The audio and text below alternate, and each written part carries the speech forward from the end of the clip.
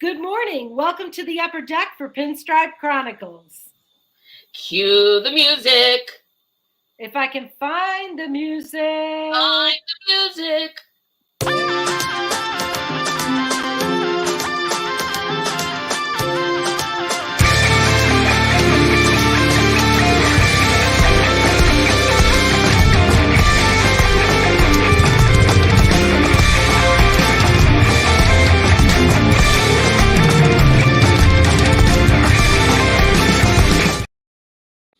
Good morning. Welcome to the Upper Deck for Pinstripe Chronicles. I'm Chris.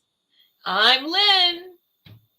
And we are happy to see you this Saturday morning in January. We're making our way through this off season. Damn it, no matter what. If it even kills us, and it might, we're getting through it.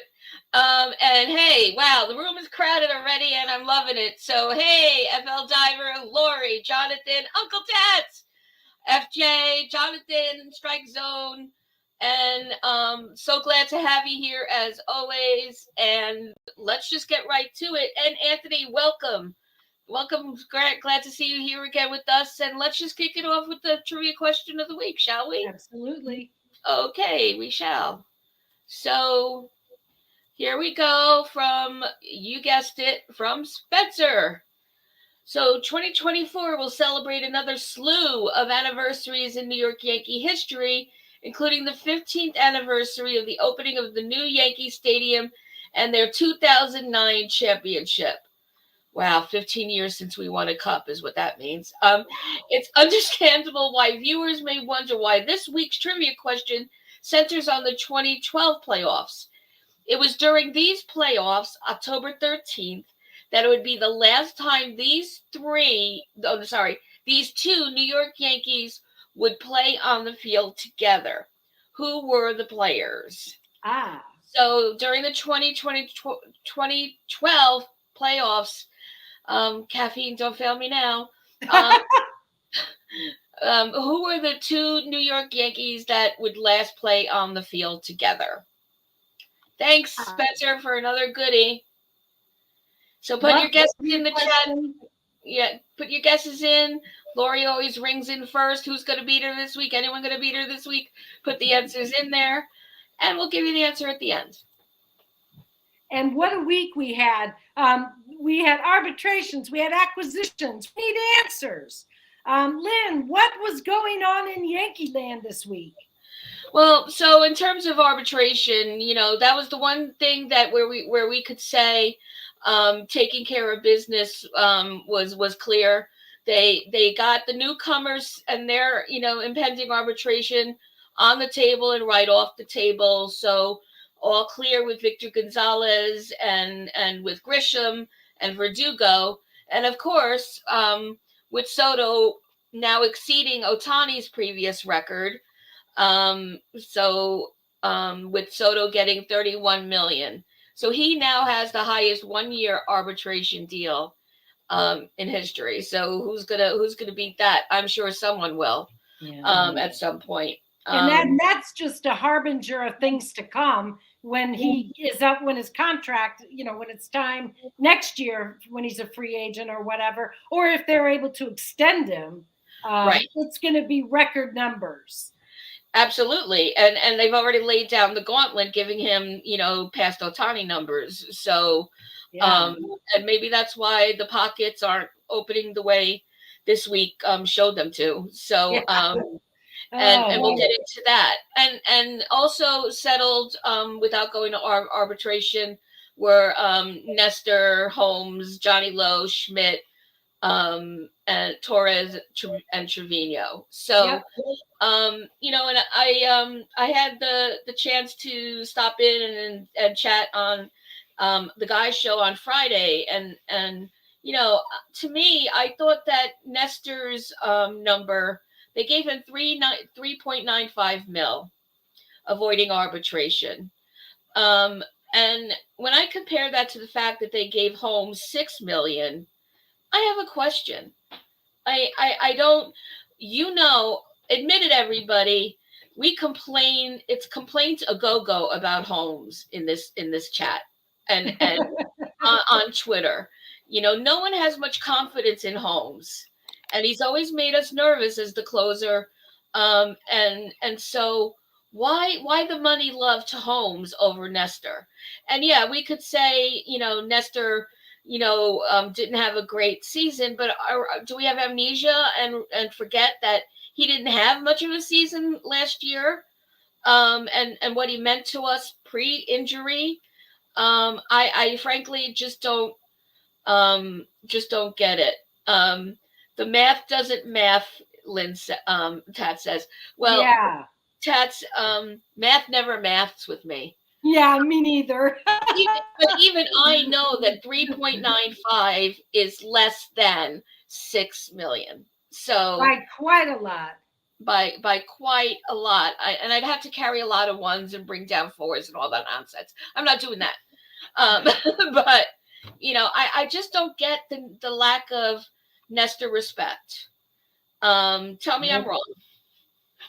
I agree with you 100%. Nestor, because he got injured, because he struggled, he's not getting the respect that I think he deserves after the year he had for us in 2022. I think he's going to rebound. He's got to rebound. We need him to rebound. He's going to be healthy again. Hopefully 2024 is going to be a big year for Nestor. But still, they were 10 out of 10 in the arbitration cases. So I guess that's success. We can consider that a successful season. As far as acquisitions, what a week. Yeah, we got a boatload of acquisitions this week. So, and let's just throw the elephant right in the room. And start with Stroman. And by now, you've all talked about it around all your water coolers. But how are we feeling about Stroman, everybody? Certainly a polarizing figure. And reportedly, he has cleaned up his social media timelines to remove all anti-Yankee stank that he's been putting out there for years. Right. Oh yeah, we know that he was an all-star with the Cubs in 2023. Great first half of the inning, but then of the season, but then he struggled, and he finished with a 3.95 ERA. Yeah. But, he's going to be in our rotation. And let's how short are our memories in the front office? When in 2019, Cashman said that he wouldn't be a good fit. He wouldn't be a difference maker for this team. Right. We're only 4 years later than that. And now they're taking him on. And at the time, when they were thinking about him in 2019, they were thinking about him as a bullpen guy. And so now he's locked in for our starting rotation. So the Stroman thing is a disappointment all across the board. I mean, first of all, we make an offer to Snell that is not good enough, and that is turned down as we expect. I'm sure as they expected it to be, because it was not. It was an offer south of what he's deserves as the Cy Young. I don't know whether or not I don't remember what the offer was. Lynn, did you have the number for Snell? What they offered Snell? It was yes. 240. So what Nightingale reported was that Snell's looking for at least 250 mil. Okay. And the Yankees pivoted after offering almost 100 million less than that. And I don't do the math, but I could say that means they must have offered him 140. Right. And not as many years as he wanted, which that's right. I can't remember too, but I think he wants like 6 years. We offered him 5. Anyway, whatever, something like that. So it's disappointing. The Yankees, I mean, we at a later point in the show, I want to talk a little bit more on this topic of whether or not the Yankees, what it means to be disappointed by this signing. For me, Stroman, I'm starting to come around to accepting. What else can we do? Can't be mad all year. You got to root for the guy. I'm the kind of fan, I'm going to root for a Yankee when he's on the mound. I mean, I may not like what he said, but I may not like what he did in previous incarnations. But as a Yankee, I'll be a fan. Right. And I will be tolerant. I will want him to succeed.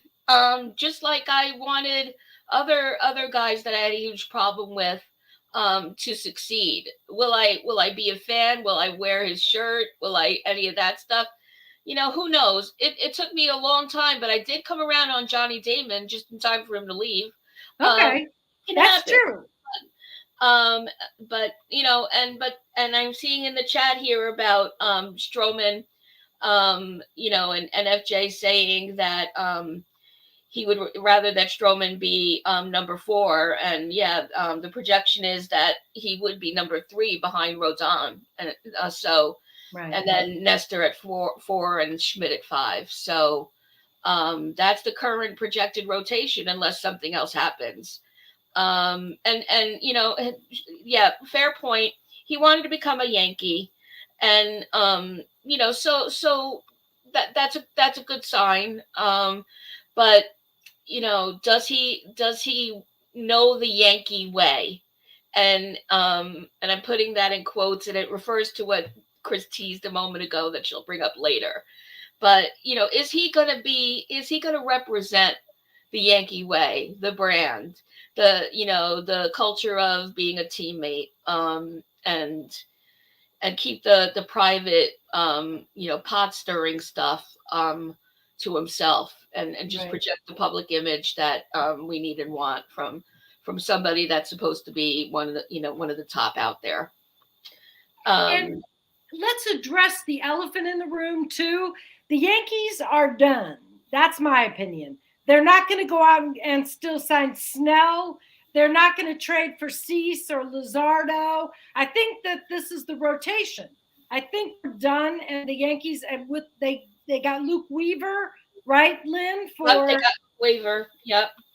As a possible starting, 6th starter or to fill in. Right, as a possible 6th or bullpen or, back and forth between the two. Right. Yeah, and that's a really fair point about, certainly not getting Cease, because the White Sox aren't just asking for money; they're also asking that the Yankees give up Jones or Hampton, right, in the package. Yeah. Is that something we would want? Is Cease really worth that, or do we stick with what we got? And no one's saying Will Warren's name lately. It's not like we don't have options that are reported to be ready to come up, right? As well. So, that's another point for, that this just might be is what it is. Yeah. If we talk a little bit about this rotation, I think that it'd be interesting. I took a look this week at, and when we talk about the rotation, I think we're talking about Cole, Rodon, Stroman, Nestor, Schmidt. Would you agree those are the 5? That seems, yeah. That's what seems to be the thought out there. I got that from Hoke and a couple of others. Right. Maz's saying Will Warren could be the number 5. Makes me wonder what that means, letting go of. I'm assuming you must mean Cortez to the pen with that strike zone, but let us know. Right. But and a couple of guys, including FL Diver, said that we're far from done here. And case in point, let's pivot to Neris for a minute. Okay. Because he's brand new off the hopper. That just came about yesterday and in this morning's headlines. So he's with the Astros, has been for the past few seasons, and his big breakout year was last season, and considered that He was a big part in winning the World Series. He posted a 1.71 ERA, 71 appearances, and 77 strikeouts. So, I'm sorry, yeah. 22 World Series. Yeah, math is gonna math. You jinxed me, Tats. Numbers. I should never speak in numbers ever. Can everyone remind me of that every week when you say good morning before so anyway, but the plus is he's had 2 years of playoff experience. So That's right. so that's good. And Lord knows I'm still of the opinion we're looking for, a better pen still. And I haven't heard Hader even whispered anywhere. Not a couple days. Yeah, so that's been a bit quiet. And I haven't seen anything about him being elsewhere, so he's still dangling in the wind. Yeah. And so, but if he's going to be a solid addition to the pen, and a possible closer in the making, I'm not sure if anyone in the chat could tell me. I just can't recall if he was a closer, middle innings guy or what, in his with the Astros. Yeah. And okay, so, yeah, and so we could, and FJ is saying we could definitely use Neris, and Schmidt to number 4 and Warren to number 5. I could do the subtraction there. So yeah. Nestor to the pen, and I know that's been talked out a lot, and and Strike Zone saying it. I'm not opposed. I just I think we have to do what's best for the team. Yeah. But we better make damn sure that who we're relegating Nestor to the pen for is worth it and is projecting so solidly that's the move that should happen. Well, I'll tell you what's interesting. I was looking at projections in Fangraphs, and they projected that the relief pitching this coming season, the Yankees will have the 6th best ERA, and that's without at the addition of either Hader or Neris. They have the Yankees and the Orioles. The Blue Jays, the Orioles, and the Yankees in that order as leaders for the AL East in relief pitching. So it looks like the Yankees may, even if they don't go out and acquire Neris, they're still pretty strong in the relief era. But as you pointed out, and the chat would jump down my throat real quick, Holmes is not trusted as the closer. However, I think that he does an okay job, and I don't know whether the Yankees are ready to move on from him. It depends whether they're really going to spend the money and go out and get Neris or Hader, although that does seem unlikely at this point. But let's keep our eyes on this as it develops in the coming days, because it may happen rather quickly. I don't know. Right. And Jonathan was asking about Heel, and right. Stone and Tats are both saying that we probably need to wait a year because he's just coming off of Tommy John. So right. Yeah. So regardless, this year needs to be Heel-less. Right. So, so it's a wait and see. I mean, we're talking, probability in terms of Neris. Right. But to me, I'd be in favor from what I'm reading on paper and the opinions we're seeing from people we trust in the chat. We right. trust our chat consultants for sure. So we'll see what happens with Neris this week. We'll see what happens. And to go a little bit further with some projections, I was taking a look in Fangraphs this week. They project that the Yankees are going to have the 4th lowest starter ERA in MLB in 24. And I found that interesting, even with the addition of Stroman and not with the addition of Snell or Montgomery. Fangraphs projects this as the top rotations in 2024.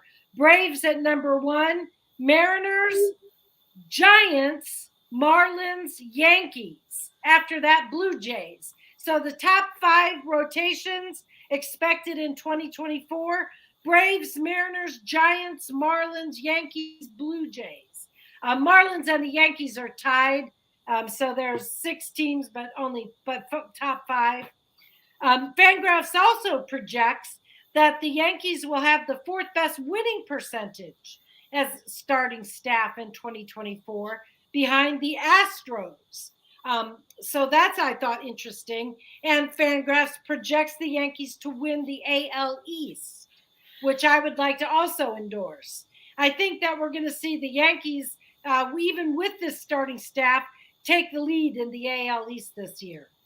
Thank you, Fangraphs. Your check is in the mail. Your check is in the mail.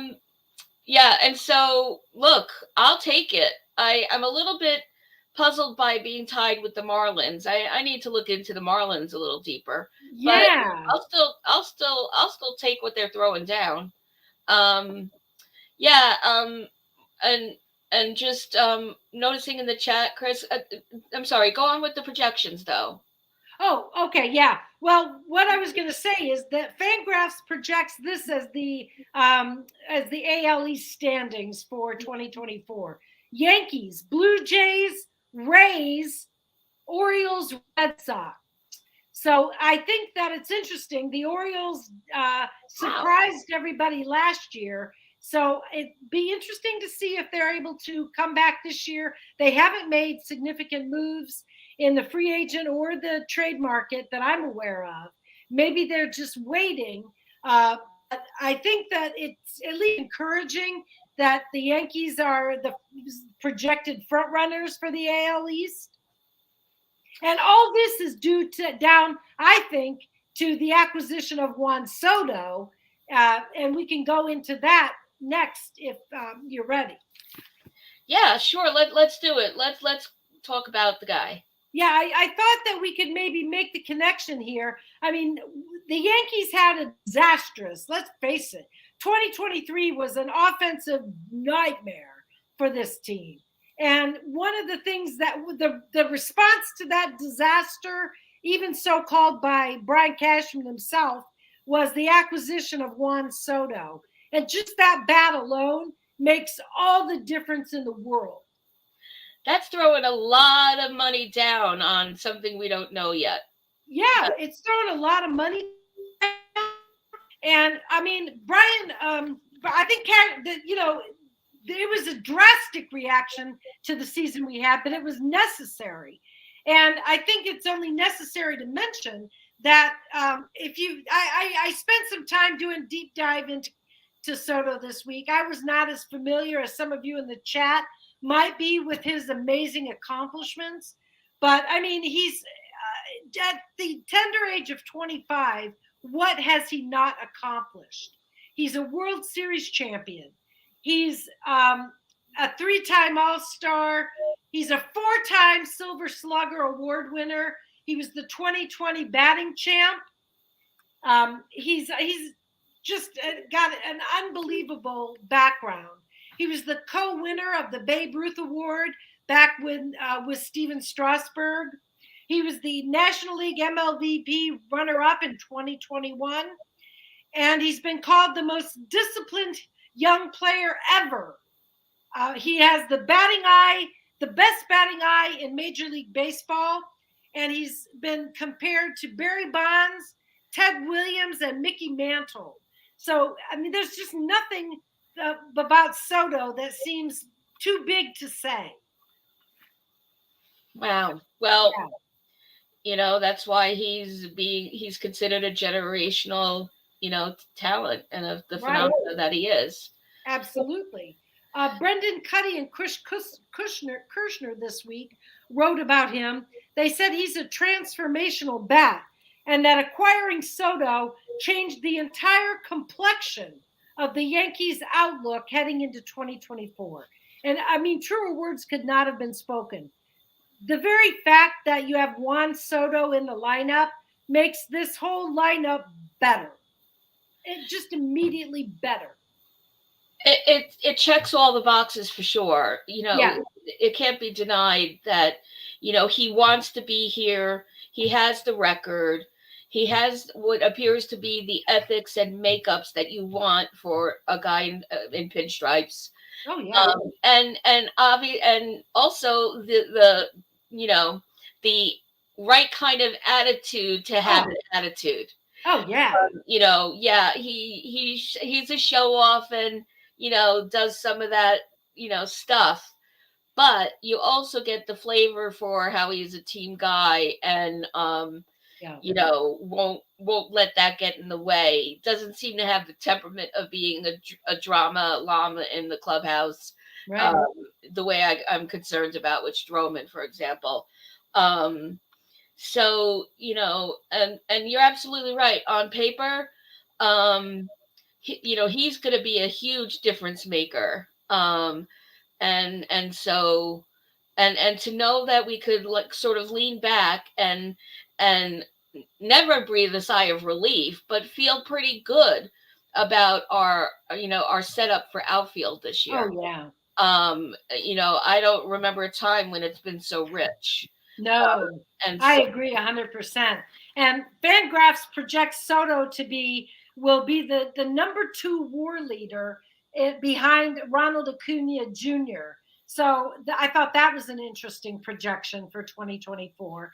Also project that he'll be the on base percentage leader and probably the base on ball leader because he is known for his exceptional plate discipline. He's ranked 5th all time in walk rate, and he has the 10th all time in career. He's 10th all time in career on base percentage. He's amazing plate discipline, and his walk rate cannot be beat. It's just been an amazing eye at the plate, amazing plate discipline. And quite frankly, and I get laughed at whenever I mention his name, those numbers tell me that Soto knows how to read pitches, very well. That those base on ball numbers, and I haven't heard that kind of a discussion since Gardy. No. So Gardner was a king at reading pitches. Oh yeah. And, I don't have those numbers in my head in terms of his career based on balls, but yeah, he got on base and then obviously his speed made him capitalize on it. I don't know if there's any stats on Soto's speed per se. He's a big guy, so I'm not assuming, big things on speed, but what really impresses me and makes me hopeful is that he waits for pitches. It drives me crazy. And it was so common last season at, his first pitch, swinging for the fences. Yeah. I could name almost everyone in the lineup whose name isn't Judge that was for it. And sometimes even Judge that would do it. Volpe and DJ come quickest to mind. And so to have that kind of an IQ is worth a lot of the money he got.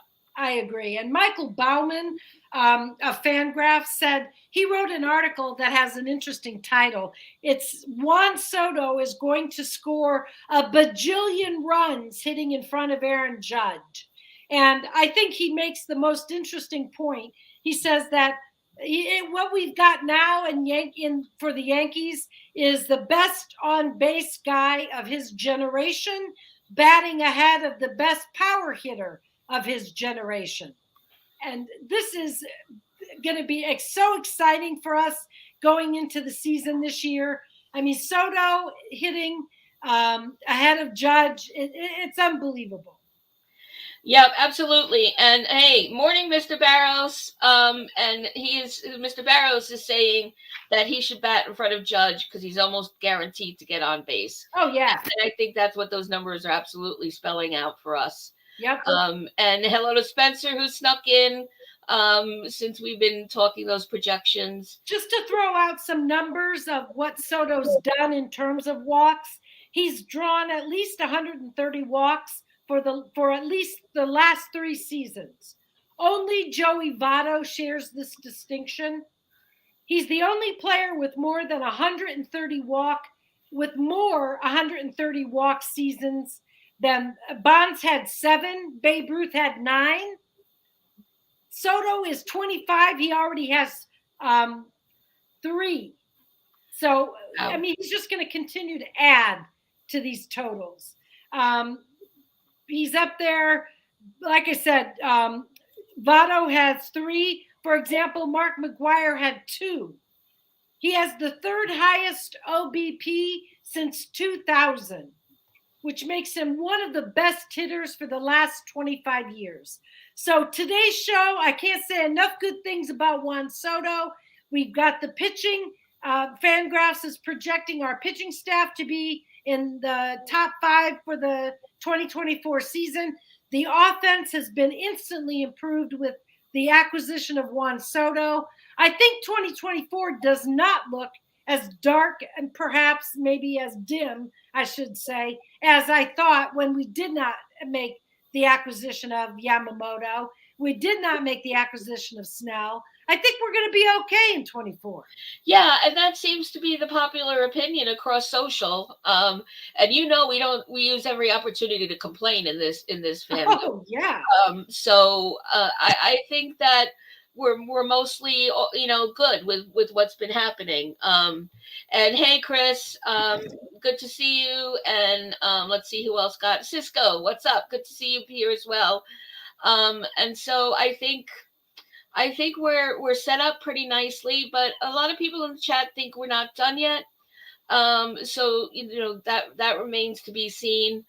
Right, and in fact, Rosenthal on Foul Territory, I listened to that podcast this week. He said that the Yankees cannot be done, and I think they're done. But he said they cannot be done. That they've got to take advantage of Judge and Cole's prime years and the 1 year they currently have with Soto, and that the current rotation is not strong enough to win a World Series. Now, that's according to Rosenthal. Where to pivot from here? Of course, he has the same suggestions we've heard over and over in the trade market. Cease, perhaps to the Marlins with Luzardo. There are Yankee fans who believe that there is upside to this rotation, especially since 4 of the 5 starters that we've now acquired were all-stars. So I think it's not as dim as Rosenthal paints it. Right. Yeah, he needs to adjust his bow tie a little bit. I agree. Hey, Brad, good to see you. And so Brad is saying with Arraez going to arbitration hearing and the Marlins listening to offers on everyone, how about Edward Cabrera and Luis Arraez as trade targets? So let's see what the chat throws down about that. Arraez, sure, of course. I would love to have Arraez. So we would just trade second baseman. Is that kind of the idea? Not really sure. I mean, there is upside to getting Arraez. I don't think that's going to happen, but it would be great if it did. Yes. Yeah.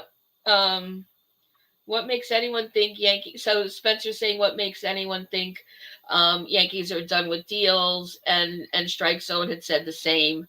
Okay. So look, I'm here for it. But then it's gonna, then obviously have impact on everything we were projecting and in terms of starting rotation, etc. But I'm here for it if it's for the better. And so, yeah, and FL about Arraez is saying that he's sure the Marlins are going to ask a ton for him. That'll close Hal's wallet immediately. It seems, but I wanted to just take a quick pivot because we never spend any time talking about the coaching staff, and so I just wanted to take a quick minute to talk about the coaching staff, primarily who are mostly returners, and some questions are just with me about in particular bullpen and hitting coaches. So how are we feeling about Mike Harkey, the bullpen coach? Is it that he's been doing the best with what he had in terms of injuries, Is there something that we would expect more of with Harkey? He might presumably have an easier job, with some of the acquisitions coming in. But what grade do we give Mike Harkey as the bullpen coach? Just an open question for the chat, and I'm going to go on down the list. So what about James Rawson? So Rawson's a solidly experienced guy, and across multiple teams. And he was actually the hitting coach in the minors when Aaron Judge was there. And so they have that relationship. But he's coming up as the big league hitting coach for the Yankees now. So what are we looking for from James Rawson in terms of the hitting coach? I don't expect that he needs to spend much time with Judge and Soto, but I would certainly hope that he takes Volpe under his wing. And if it hasn't already happened, to get him making, some of the adjustments. And so, the chat is solidly in trades right now. So maybe anyone who sees this later will put something in the comments on YouTube. But we don't turn to the coaches so much in our discussions. And the last one I really want to talk about is Travis Chapman, who's the first base and infield coach. So, and he's not new to us. So what is he not doing with Glaber? And what could we expect, to be happening there? I'm just not seeing, he's been since 2021, he's been the coach for Glaber when he was at second, and since he's been at short. So not seeing any improvement on the field with Glaber to mention. So, and so just an open question about our coaches, guys. When you get to it and have some thoughts on it. And Tats is saying, yeah, our pitching coaches are top. Yeah, notice I have no appetite for bringing up Blake. If you're saying the same for Harkey, Tats, good to know. I would hope that we get something better out of Holmes, where he doesn't have me, downing the Rolaids every time he comes in. That would be good. I'd appreciate that. So yeah, and Chris, I think Chris is saying here, wants him to work with everyone and be different with them, and don't have anyone batting to hit home runs. Okay, I don't know if that's in regard to. Oh, Chris, you're on mute, I think. Couldn't hear you, Chris. Yeah, still can't hear you, just so you know. Anyway, so sorry about that. My dog was barking, so I muted myself for a minute.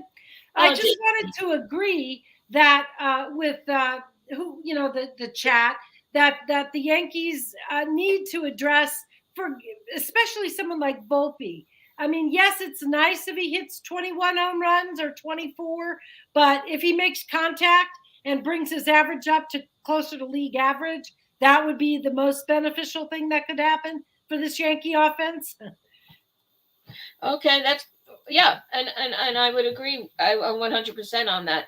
We know what Volpe's capable of. Right. It has to be brought back into that frame of mind. Yeah. And Strike Zone likes that Rawson doesn't have a single approach. He's keeping an open mind. Right. And Rawson's been around, and Rawson, I believe, was runner-up to the bench coach job until Osmos got it.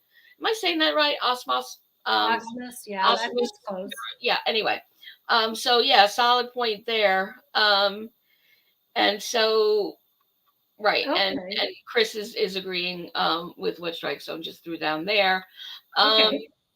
And I wanted to mention today also, I don't know how many of you follow Robert Casey or follow the blog Bleeding Yankee Blue, but there was a very interesting article this week by Robert Casey.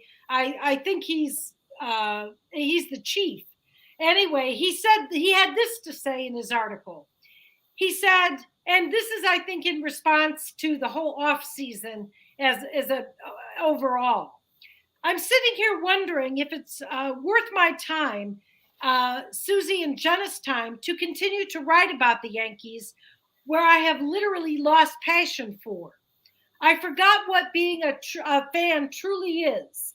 I am confused with our decisions, disappointed in our GM's arrogance, and wondering when we will actually climb the mountain again. So I'm wondering, chat, are you at all disillusioned with the Yankee offseason so far? Has it not lived up to your expectations? And are you perhaps, like Robert Casey, feeling like this season has been a challenge and going forward will be a challenge to being a Yankee fan? Tell me what you think. Well, I have certainly felt the way that he is writing about many times, many seasons, particularly since 2009, Right. and particularly I would say the past four. And so I think as a fan, most of us have those moments where we're like, why am I even watching? Um, and what happened to the Yankees? What happened to our team? This is not the Yankee way. This is not we are not a dynasty. We haven't been for years. It's arguable that we're returning to be what people are saying were the return of the evil empire. I think that maybe there's been sprinkles of that. I don't know that we can, say as a completely that we're the evil empire. I just don't see that in the cards yet. Um, and FJ is saying, by the way, Chris, that losing Yamamoto the way the Yankees did does put a little damper on it, but they're a better team than last season. And I would have to agree with that. I mean, I agree with Robert Casey right before the signing, when there was still hope that we were going to get Snell. I thought that the Yankee offseason and the Yankee team for 2024 was going to be a blockbuster, that it was possible that the Yankees would go what I consider all in to accomplish a world championship in a World Series in 2024. I don't know necessarily that Blake Snell is that missing piece, but he's certainly closer to being the missing piece than some other pieces. And whether that, and then once we got Stroman, once Stroman was signed last week, I did feel a very big dip in my mood. I was immediately deflated by that signing. I felt like the front office had had given in to the somehow not they're not giving me the vision for 2024 that I expected. However, in the days since the Stroman signing, since I've had time to really kind of think about Stroman and to think about how Soto fits into this team, I don't feel really that disappointed. The Soto signing is huge. That changes everything. But I don't think that the Yankee rotation, with the addition of Stroman, is that far off the mark. Is it a championship rotation? I doubt that. But you got to play the games. Right. Yeah. And I think that, and Tats, I think that's fair. They have addressed every issue except for the closer. I think where he's coming from in the article is it doesn't ever seem to be top of the line. Right. Other than Soto, we always seem to miss out on the Yamamotos of the world. And so I think, and that's not the way things used to be. And here we are, bringing on Luke Weaver and Victor Gonzalez, who we haven't even talked about yet, right. and Snell hanging in the wind. when, and we've been down the Snell hole so many times, we're not going there, but, to have two current Cy Young winners back to back in a rotation sends a big statement out. Absolutely. And it's just not going to happen. No, So and not acquiring Snell, and making the offer that the Yankees made, which didn't cut it, just sends the message that they're not all in.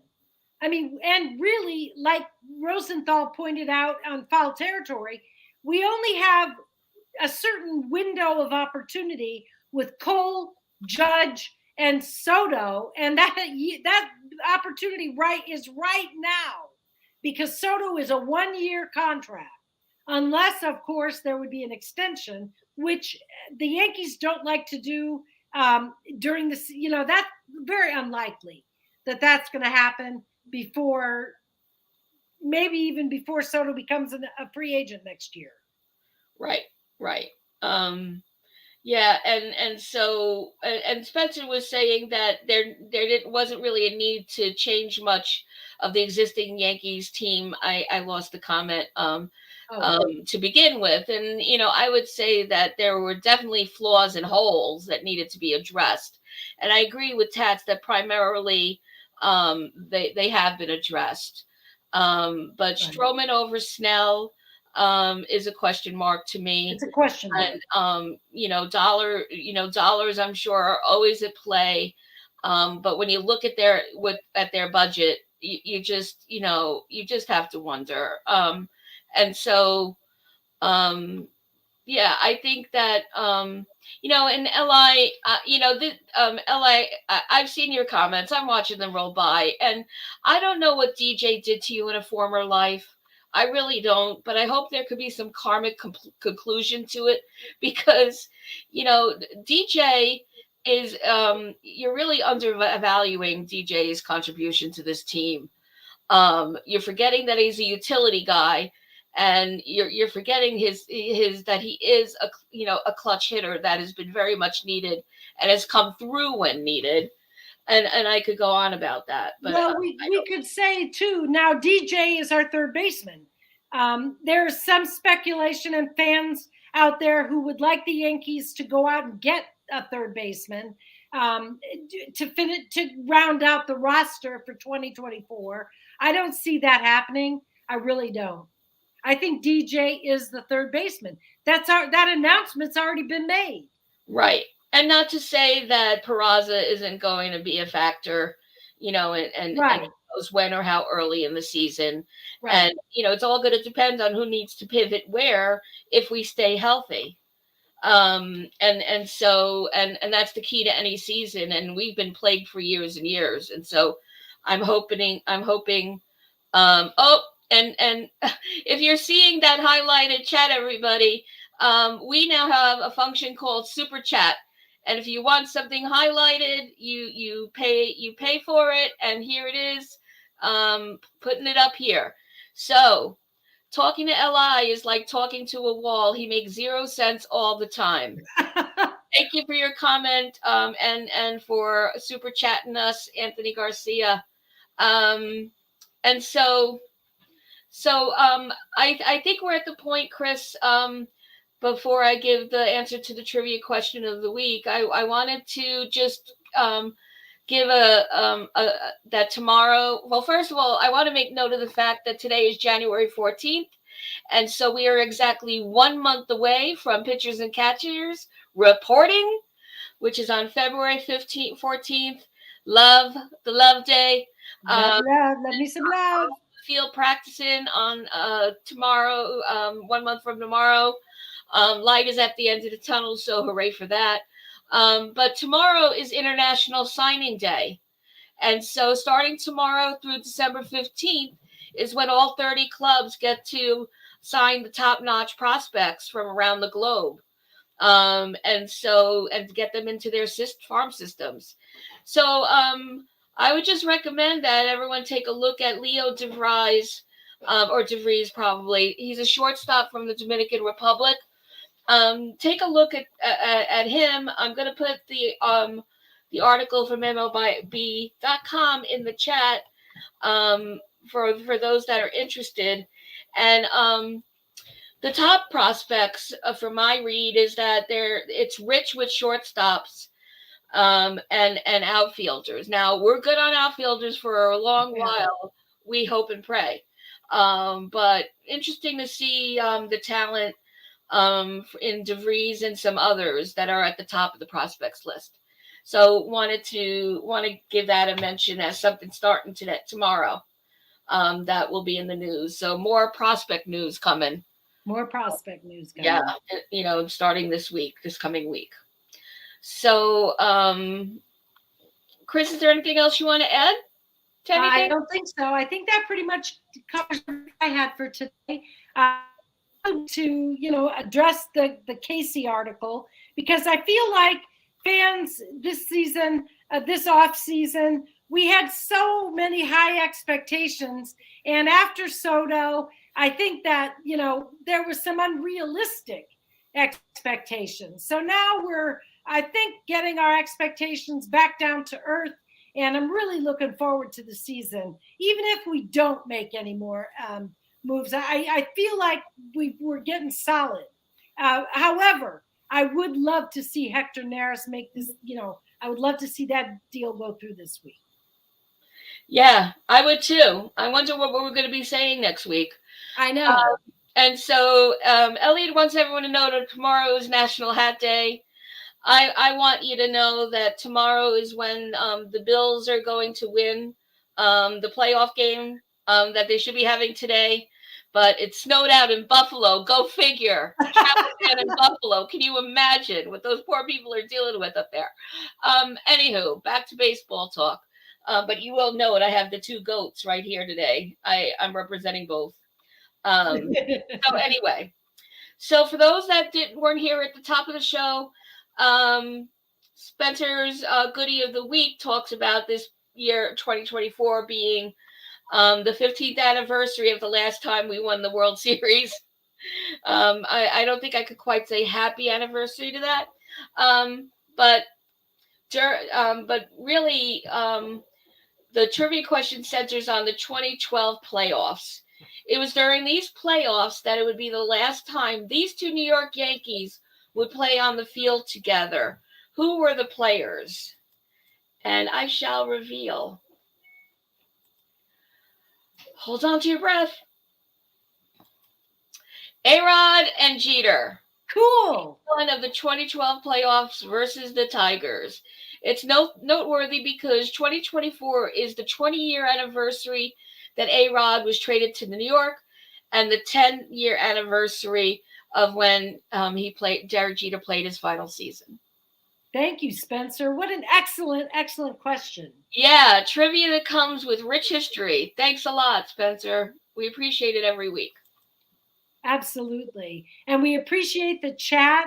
You guys are the best. I can't believe what a wonderful chat we have going every week. We feed off of your energy and your intelligence, and we love that you come and join us every Sunday morning at 11 on YouTube. I'm trying to make a heart. It's pathetic. But anyway, you guys get the idea. Hey, Joan, didn't see you come in. Nice to see you. Thanks for coming in and being with us today. And so nobody got it, Spencer. You stumped the crew. Congratulations. I think that's the first time. As always, we're so grateful. Thanks, chat. You're here. You're reliable. And just so you know, a little backstory. When Chris and I are in the studio before coming live, we get to see the chat, and everyone that enters before the chat, we're like, yes, so and so is here. Yes, there's so and so. Yes, we love it. We just are so excited to see the room filling up and the ones that are here. So thanks, and as always to our friends in the chat and everyone listening after. You have a reserved seat with Chris and me right here on the upper deck. Let's go Yankees. Go Yankees. And Bills.